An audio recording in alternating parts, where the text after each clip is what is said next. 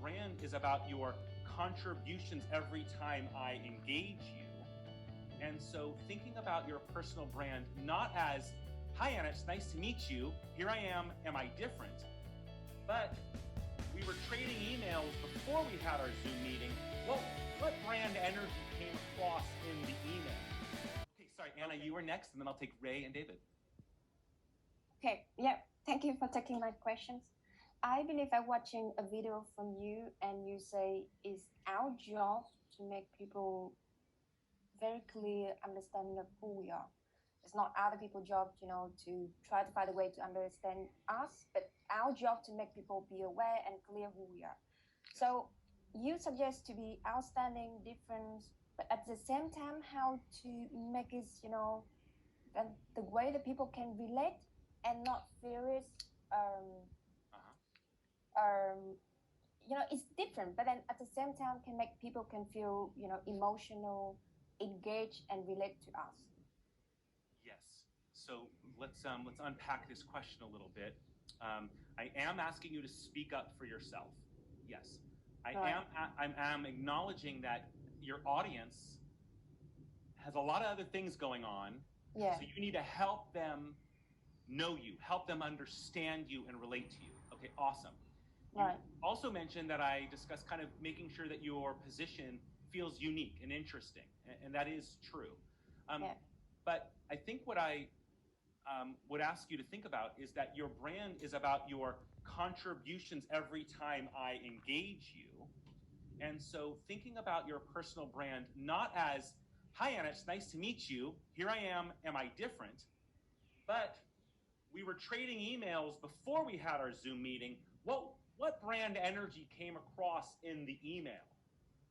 Okay, as I kick off my meeting with you, do I show you that I'm a human being and joke about my kids spilling pasta on my chair this morning?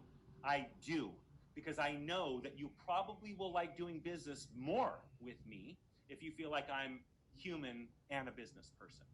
So what I'm implying is that from the emails to the Zoom, to what you say in Zoom, to your follow-up email, to the PowerPoint, those are your venues. All of them together are your chance to show your specialty, your points of reference, your links, the things that add up to get me to be like, damn, Anna, every single time I communicate with this person, notch up, notch up, notch up. That together will inform my perception of you as a leader, not just a choice.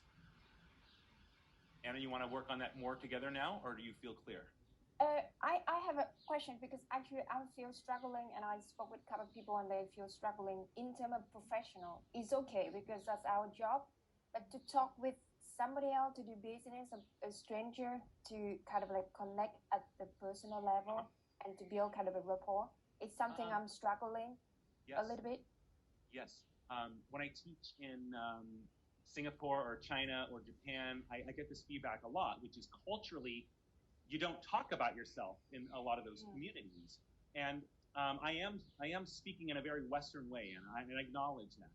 But what I want to imply is that because the internet changed the way that the world works together, there's new expectations. And although it might have felt inauthentic to meet someone new and unlock the personal or try to build a rapport with them personally, we're all traumatized right now.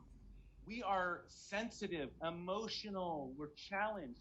And so if you only come in on business and you only talk business with me, even if your business answer is perfect, I'm exhausted at the end of the call because I'm like playing the intellectual sword game with someone. Whereas, I make a comment about my dog, or I tell you that my dad is a surgeon, and you're like, oh, well, there's a person. Okay, let's see what this person has to say. And so that's why I'm kind of helping you not look at this like only a brand strategy as a business device.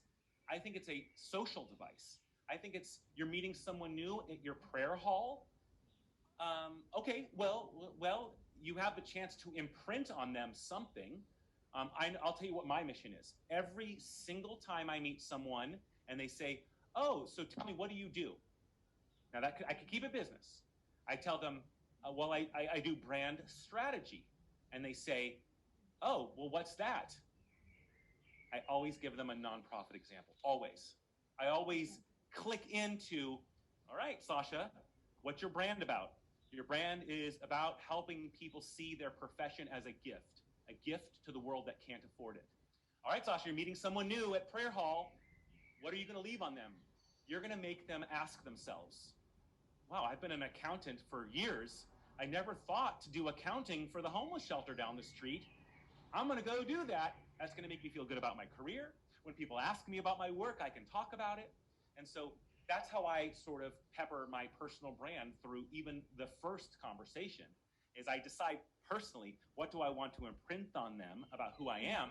And I seed it right in there. And what does that do?